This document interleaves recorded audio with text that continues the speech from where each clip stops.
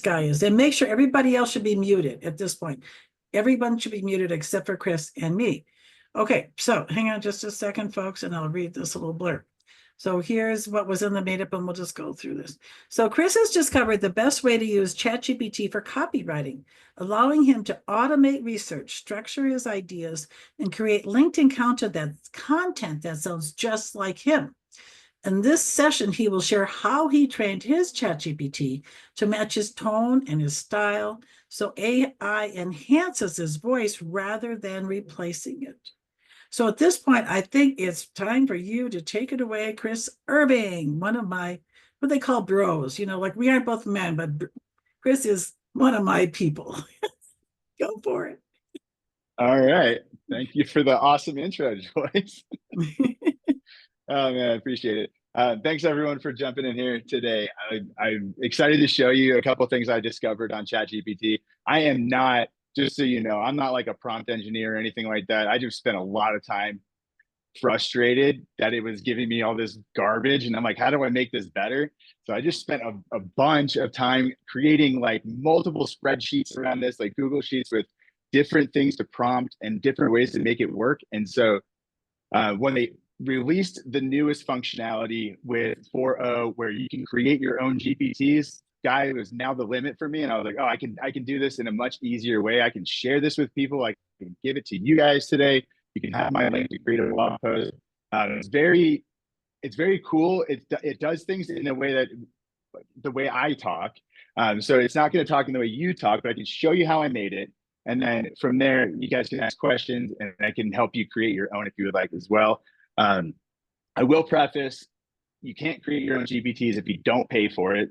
So there's a lot of copying and pasting involved if you don't pay for it. You can still do this without a paid account on ChatGPT. It's just you have to keep a file of a lot of words that you'll have to then copy and paste. So the GPT itself is like pretty complicated. It's not simple. So I'm going to share my screen.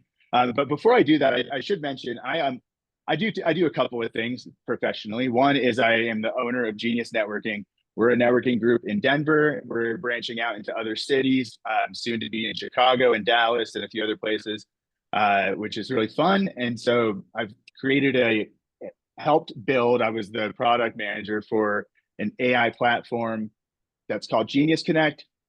I'll show you that at the end if you guys want to stick around to see what that does.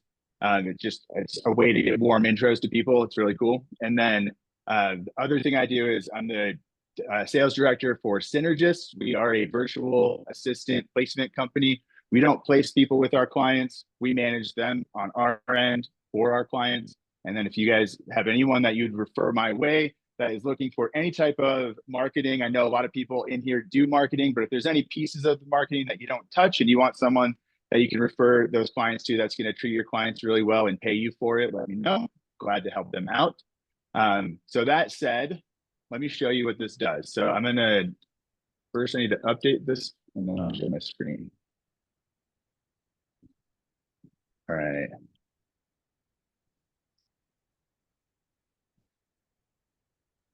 Okay. Somebody mentioned Sora. And if you guys don't know what Sora is, I want to show you briefly what we're doing. So Synergist as a company, like I said, we're creating marketing, right? We use GPTs all the time as part of our process because it works, it's efficient, and it's, we get a lot of good output using the GPTs that we create. So I want to show you, so if you guys haven't seen Sora yet, this is a GPT that ChatGPT, I think they created it to create videos, and they're pretty cool. Like they're pretty impressive.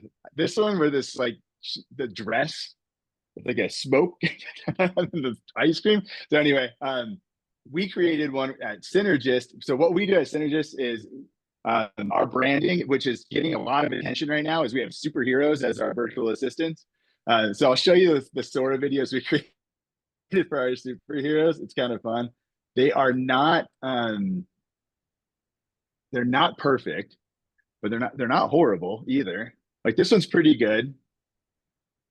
We have this one is okay. This one, like I think a pen shows up out of nowhere. That's funny.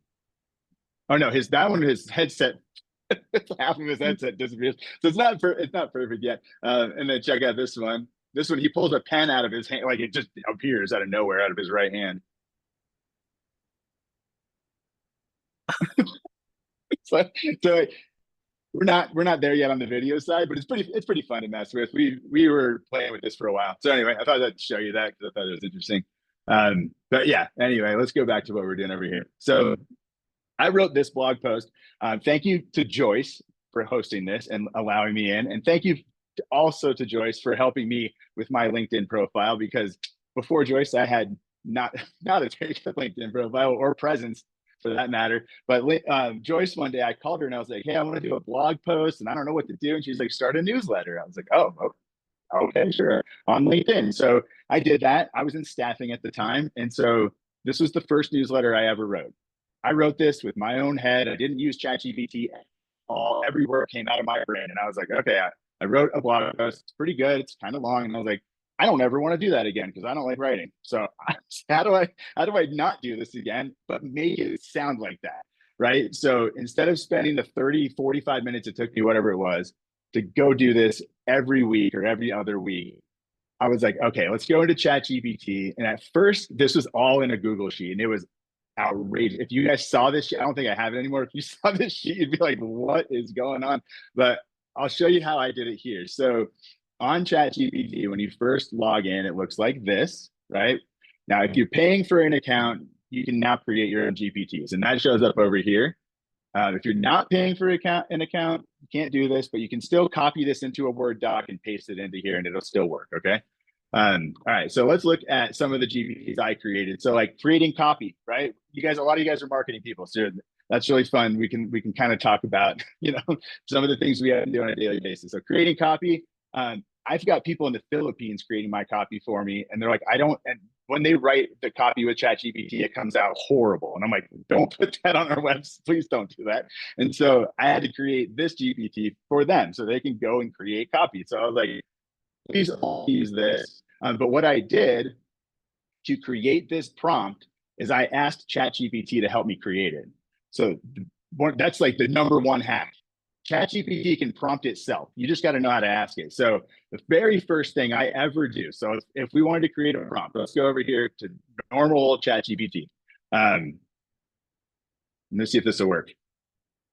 I would like you to help me create a prompt for ChatGPT. This prompt will be to create a blog post for my LinkedIn newsletter.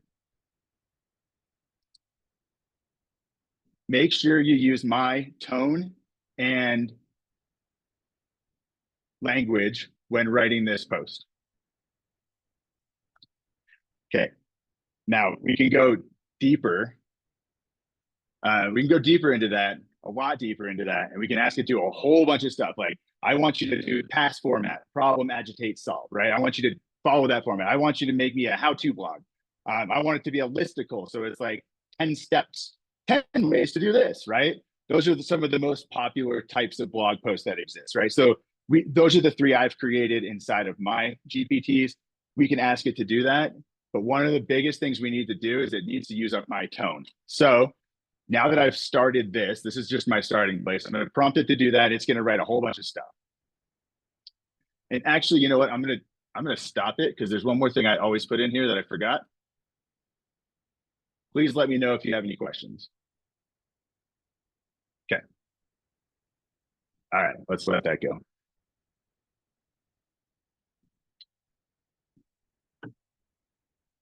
So you want it to be for a specific, like if you're writing a social media post, tell it which platform. It's different. Like it'll write differently for each platform. If it's for LinkedIn and it's a social post, tell it. If it's for TikTok or not TikTok, because that's probably that's a bad example. If it's for Twitter, it's going to be different. It's going to be shorter, right? It's a different format. All right, so here we go. It's starting to write this prompt. My prompts are about 8,000 words. Usually that's as many as you can, 8,000 characters. I'm sorry, that's as many as you can have inside of a prompt. I usually prompt it to every single character I can get out of it, because the more you tell it, the better it ends up. Creating the prompt at the beginning sucks. Like this is the hardest part. But once you get through this and you have it looking at some sort of content you've created, it's going to now take that and say, all right, I can write a blog post for you in about 3 seconds that is on whatever topic you want. So I'll show you that's what we're going to get to in a second. So here it's saying like, all right, we're going to create a title and a hook. We have some main content, engagement, and then a conclusion. So it's got the 850 words. It's conversational, engaging, mix of humor and personal anecdotes. So that's how I write. So it knows me already. I've been talking to this about this for a while. So it already knows who I am. So what you will have to do for you is actually put some content in here that you wrote. You have to have something that you've written. It's not going to work if you don't have something to show it how you write. It can't figure you out, right? It's impossible. So I've got a blog post that I was looking at here. So I could copy paste this, which I did, and I put it into a Word document, which I already deleted, but I threw it into a Word document, and then you can attach that to your GPT. So you have a certain allotment of characters. Let me just go back and show you. So I'm going to go back to my GPT that I set up over here. I've got this create blog post GPT. And inside of here, oh, it didn't say. So GPT is doing something funny today. It's not saving anything that I'm doing. I might need to clear my cache. But essentially, you can upload a file of how you speak. So you would just copy your blog post, your article, your ebook, whatever it is that you wrote, something you wrote, and you would put it into here and upload it and save it into your GPT. Okay, so that's how it's going to learn how to talk like you. Now, if you don't have a paid account and don't want to pay for it, you can go do this every single time. You're just going to do it in like 3 steps. Step 1 would be, I want you to learn how I speak, because as soon as you start a brand new, let me duplicate this tab real fast. As soon as you start a brand new chat over here, it forgets. It doesn't save what you had in the previous. There are ways to make it remember. There are things you can do, but it can't remember this really long content you're creating right now. It can't do that yet. So every single new chat, it's like starting over. It doesn't know who you are. So your first step would be, I want you to talk like me. Here's some content. But the best way to prompt it is to do this. I want you to create a ChatGPT prompt that will instruct you how to learn how to talk like me. Do you have any questions? Okay. So this is the first prompt. So then you'd save this along with your content, right?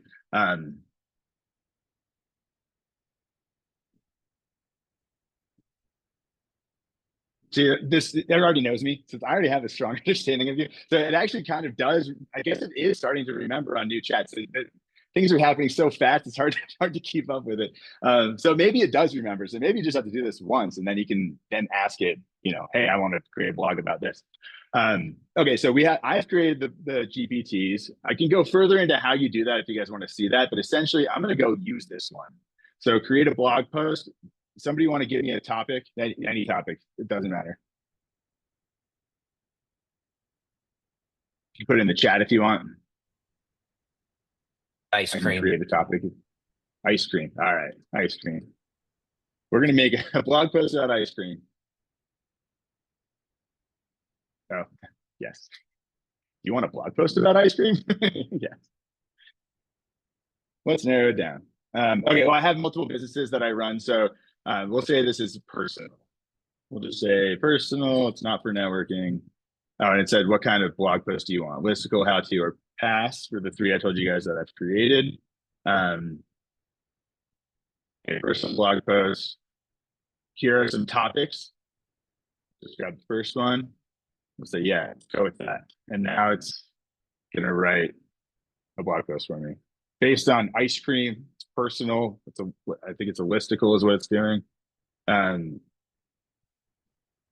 then it gives you the 2 different responses so that you can provide feedback. I actually don't really like that. I think it's annoying, but I usually just choose the left side because I don't want to read them both. I don't have time for that. I'm using this because I don't have time for this.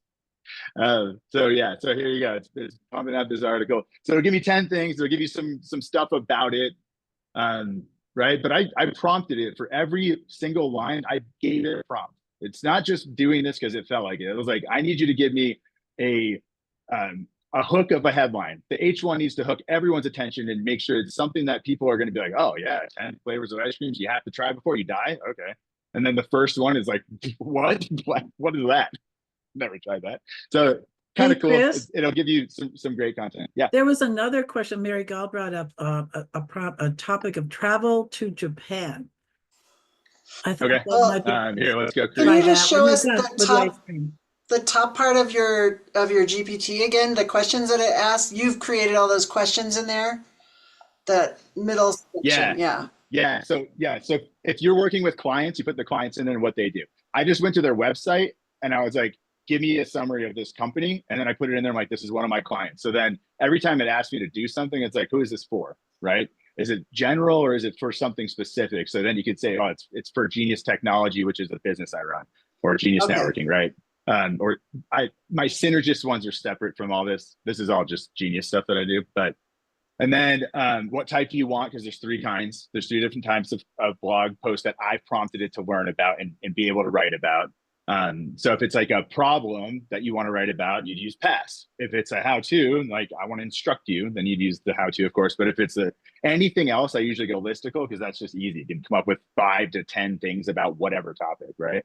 Yeah. Um, And then yeah. you And mentioned then something about the headlines. Are those built somewhere too? Where you mentioned like create a So caption. what then Okay. I prompted to say, give me some topics. I want you to research the web, find 5 to however many topics about this subject that you can give me so I can choose what it's going to how I'm going to force this in a direction, right? Right. So I'm not only asking it to talk like me, I'm also telling it, hey, like I want to guide this process without doing anything. I don't want to think about it. You tell me what is out there, what's going to get attention, and then I'll tell you what I want it to be, and you can go do it. Okay. Yep. Cool. So, and then you've got your options, and like this is easy. Like I don't know, purple yam, what? Olive oil ice cream? I don't know. I don't know if I would want to try these, but this will get attention, right? It's interesting. Um, so yeah, that's how you write a blog post. You can do this with any content. You got to think about how the content needs to be displayed, and you can ask it to prompt, like create the prompt in advance for you. So it will create a better prompt than you every time, because it's more detailed around how it's going to operate. It knows what it needs, and then I always ask it if it has questions because sometimes it wants me to clarify what I mean. And then if I don't do that, it'll go off on a tangent, and then we're not getting what we want. So that's pretty much how I do it. I don't have a whole lot more to talk about there. Do you guys have any questions? Couple, I do have, well, see, Mary asked about the travel to Japan, but I also knows Bob Brocker from the Age-Wise Colorado says a prompt he was wondering about is, you are 50 years old and have just become a caregiver for your mother. What do I need to know? Or what does the person needs to know? So that could be someone say, Yeah, so we could put that whole thing in there. Hold on, let me Yeah. pull up the chat so I can just copy it. We'll start a brand new it's chat right in the though. chat. Yeah. Well, it was Yeah, right just to copy me. it. So it wasn't to everybody. Throw it to the group, and then I'll start a new chat over here. Yeah. Let's do it on how-to guide. Let's try that. Or actually, here, I think I had That's a all of these. how-to. I put these all into create blog post. All of them are in the same one. So like now it's just pulling all the different types from that same one. But yeah, let me see where I put it. I think it's this one. It's not short. Like the prompt itself isn't short, right? This is my prompt. So like if you were to go write a prompt, you're not going to write this every time. So if you don't have the paid version, you would take something like this, you would copy paste this into your like a Word doc, right? Or a Google or somewhere. And then somewhere you can access it. And then you just go copy this and paste it in, and then it would start doing what it just did. So this is what's behind it. All these words is what created that GPT. It's just these words.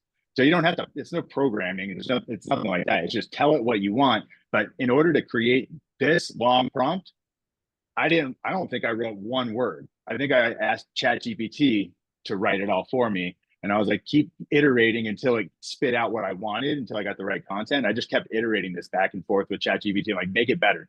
No, make it better. Like my favorite thing to say to ChatGPT is make this better. This sucks. Make it better. So Chris, to Because clarify, I'm not a writer, right. Mary Gall's making a point. So you create the prompt first, to clarify. You create the prompt first and then copy the prompt into the new ChatGPT. Is that what you were saying? Yeah. So like if we didn't have the paid version, let's pretend like we don't. And I have this sitting in like a Word doc or somewhere, right? Somewhere that I can access it. So I'll just create a new chat and paste that in. It'll take it all. It'll take every second of every character of it.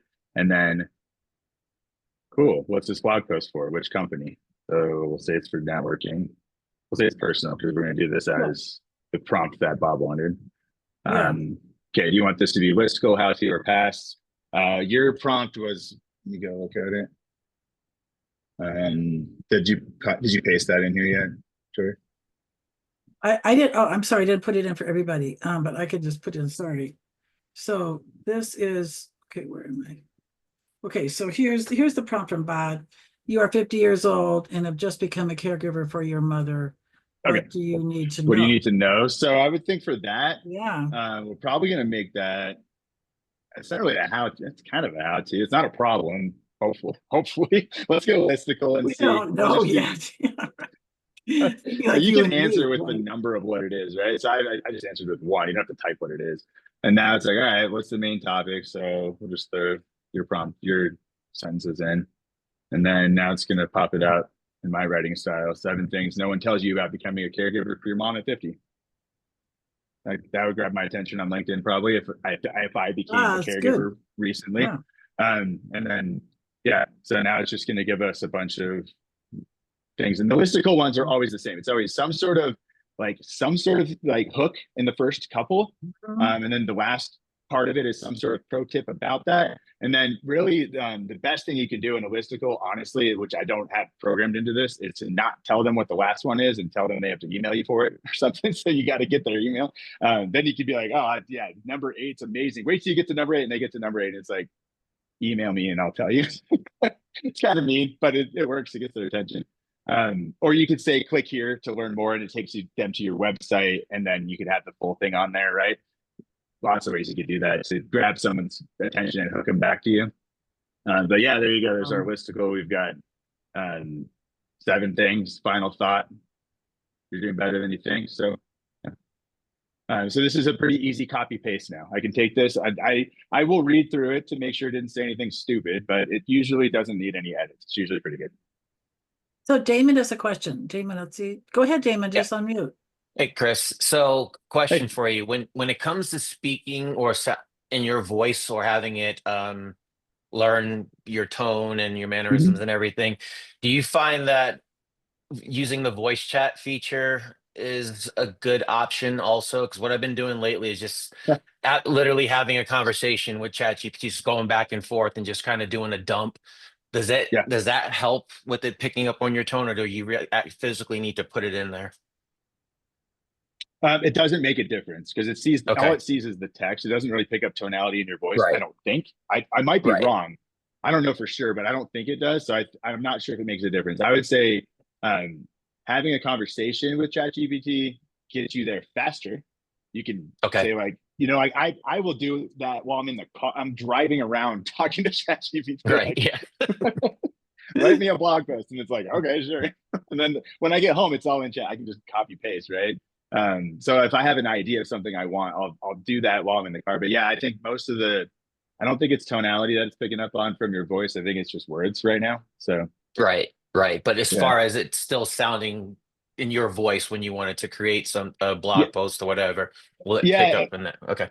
I think, that's a good idea. I love that idea, David, because what you could do then is just start talking to it as if it's like your friend. And then that's not necessarily how you write. So you'd have to talk like you write, I guess, right? So like the way we write and the way we speak are a little bit different for most people, I would say. But if you speak in the way that you would have written this down, sure, then it can pick up on it. Sure, I would say that's probably a good way to do it. Yeah, Mary has a helpful point. I'm just going to interject real quick. Mary Gall says you can also go into your profile and go to customize ChatGPT, and then you enter more information about you and the phrases you want to use more often. Yep. So that's here. I don't know. Am I still sharing? Can you guys see my screen still? Yes. Yeah. Yes, okay, cool. Yeah. So Mary, to your point, I haven't done it because I make my own GPTs, and I don't want this personally because then it does it for everything. And I've got so many different things I do that this gets in my way. honestly, because I can't have my networking tonality in here and then have like my client stuff in here. So it doesn't really work for me in that way. I would rather prompt it for each time so that it's not interfering, but you can do that. If you're using ChatGPT for one, either personal and just like one business, I think it's probably fine. I happen to have too many Yeah. businesses, so it's my own fault. Huh. Yeah, that's important to know. Yeah. Cool. Hmm. Well, if you guys are into it, I'd like to show you Genius Connect and show you what we've built with AI Yeah, for this is a good time networking. to do that. We'll keep it on Since this is a recording. since this is a networking group, I figured I'll show you something we built for networking. So with Genius Networking, our goal is really to connect everyone. That's my goal. And I know a lot of people, and because I've got to meet a lot of people over the last like year and a half networking, Genius Networking is now almost at 1,300 members, which is crazy in a year. And so I just want to grow that. I want to make it better. I want people to meet people that you are hard to get in front of. So if you're struggling to get in front of a CEO because they're not out networking, or you're struggling to find a certain kind of business owner, this will do it. It'll do it all month for you, and we make a new connection for you every single day. And then it's up to the people whether or not they actually want to meet. So not to pitch anything. I'm not trying to pitch anything. I just want to show you guys what this thing does, and if you're into it, check it out. So it's basically it's networking on autopilot. If you guys are familiar with BNI, Business Networking International, a lot of what they do is lead. It's like a lot of leads, and they're like, you need to bring leads, you need to give leads. So BNI is actually, they want to partner with me with our app, which is awesome because they have 300,000 members, but it's also awesome because we are doing something that they want. And they're like, you're going to make our networking better. And I'm like, oh, okay, cool. Let's go do that. So everything is consent based, which is nice, so that you're not trying to meet someone that doesn't want to meet you, and you're not getting introduced to somebody that doesn't want to introduce you to them. So like everyone gets to choose whether or not you're going to actually meet. And you can blacklist certain companies that are your competitors. You can block people from being introduced ever in your contact list. They never introduced this person. He's my customer. I don't want him introduced to anyone. So it's a healthy way to do this. So you don't have to worry. Cool. So this is how it works. So you connect your Google account. Yes, we look at your Gmail. What we're doing there is we don't want to use LinkedIn because you don't necessarily know all of your connections. Like Joyce and I have 10,000, 11,000 connections. I don't know these people. I know some of them. I don't know all of them. So what we did instead is we're connecting with Google. And so we'll look at your Gmail. If you don't use Gmail for work, it's totally fine. You can still use this platform to be connected with people. It doesn't make a difference. But you do need to have a Gmail account in order to make it work today. We will have a Microsoft Exchange option in the future, but right now, because Google's open source, way easier to build into. Okay, so you connect your Google account. We're looking at the header data. I don't know what you're emailing people. I can't see it. I don't see your attachments. I don't know what you're sending. All I see is that you sent an email to somebody and they replied back. That's all I can see. And then you tell us who you want to meet. This is the last step of setting this up. Basically, this is it. So who do you want to, who's your ideal customer and who's your ideal referral partners? And we'll go find them within the connections of everyone that's on the app. And then you'll get the next step in signing up looks like this. It's like, hey, these are some of the people. Do these look like the right people that you want to meet? So if you go back here, I was looking for business owners, co-founders, construction, business coaches, commercial bankers. So we've got a coach, we've got a banker, we've got construction. It seems to be finding the right people. So yes, that looks good. I want to meet those people, and then that's it. Once it's set up, you'll start getting emails that'll go back to that same Gmail account you signed up with, and the emails look like this. I know David, he's my buddy. I also know Dean, but in this scenario, let's pretend I don't know Dean because it's likely you won't know the requester. This is another user on our platform. So I know who David is. I know what he does. He's my friend. I don't know Dean. I can go to his LinkedIn profile and check him out. And if I'm okay with Dean meeting David, I can either wait 7 days and it'll happen. The next step will happen, or I can cancel it here. If I'm like, no, Dean's my customer. I don't want David to meet Dean. So I just hit cancel, and then I can cancel that from happening and it won't go through. And then the other thing is, and that's what it looks like here. So you just hit cancel. And then the next step of this is David will get an email from me. This is all automated. Everything's done with AI. Every single thing is on a large language model. Okay. So David would get an email from me that says, hey, I want to introduce you to Dean. Do you want to meet him? Yes or no? He replies. And then if Dean says yes, now everyone has consented to this intro. And then boom, he gets an email with a blurb, a little bio written by Dean and one that's written for David by AI. And it sends it out to him and says, hey, from me, hey, David, I want to introduce you to my friend Dean. Or I'm sorry, hey, Dean, I want to introduce you to my friend David. And then that's it. And now you have an email, a warm intro. You can reply back to him, set up a Zoom call, whatever you want to do. And so That's pretty much it. what's your introductory rate? How are you charging for this? Yeah, so it's $39 a month, but right now we actually are only charging 18, so less than half. So if you join now before I don't know when we're going to increase that. We're waiting for a certain number of users. But for right now, it's 18 bucks. You can go to geniusconnect.co to join, or you can scan this QR code either way, but geniusconnect.co, it's $18 a month, and we won't change that. That rate will remain constant. We're just going to keep you at 18. So yeah, any questions? Wow, I'm going to just stop the sharing then and go back to, hang on. I'll put it in the chat So, for anyone that wants to check it out. I think we can. So I have a question for you, Chris. So Yeah. the networking, so it's going through my contacts, and you lost me when the matches come through. These are the people I want to meet, and then it's looking at then the next screen was me saying it's okay to introduce those two people, but when do I get introduced to people?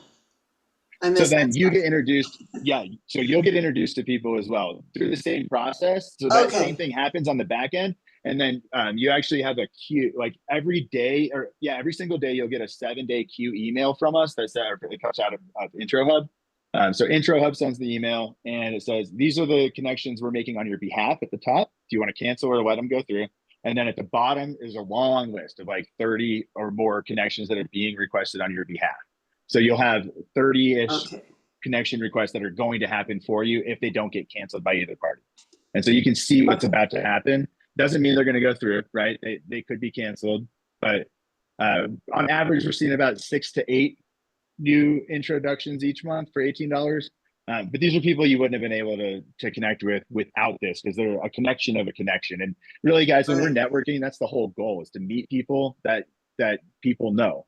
And so the hardest thing is our human brains only connect so many people together. And we're like, yeah, I know that Mary would be great to meet Damon. And I think it'd be great if I could introduce Bob to Rosemary. Like these would be good connections, right?